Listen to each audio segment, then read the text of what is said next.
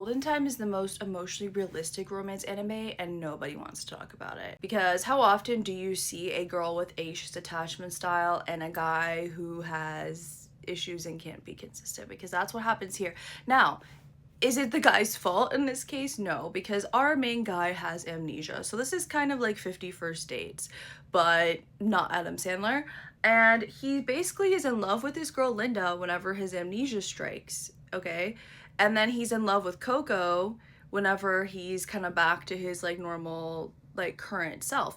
But it asks the question, who are you as a person? It really was fascinating because whenever he would forget his memory, he would actually like kind of go back to Linda, and then whenever he wouldn't, he would go to Coco. And I think that's pretty realistic to how it would actually go down in real life, because without memory, how do you have emotion for someone, and how do you like you're missing out on all of these things. So he really didn't know who Coco was without his memory. And Coco is very, very, very anxious girl. And I think especially, you know, in your 20s and in college, a lot of girls can be pretty anxious. Guys don't always know how to handle that well. Go back to my past self, I can relate to Coco a lot. Just sort of, she has a lot of neediness, right? And she just wants to be loved and taken care of and like cared for as a person, for being herself. She doesn't want games, she doesn't want all those kinds of things. She just wants it to be like simple, and she wants to be around him all the time. Probably to an unhealthy level.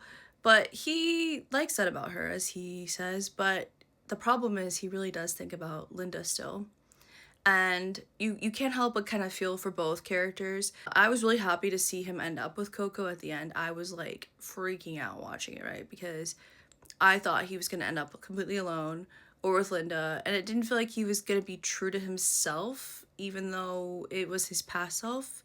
It's like that grieving kind of like, I think there's something really beautiful about moving on, about becoming a new person, about moving on in your life, and to go backwards to me is one of the scariest things, like, and to forget who you've become is one of the scariest things. So this was a really kind of interesting thought analysis for me, and also for some reason I got a huge crush on 2D watching this, which we can make another video about that, but yeah.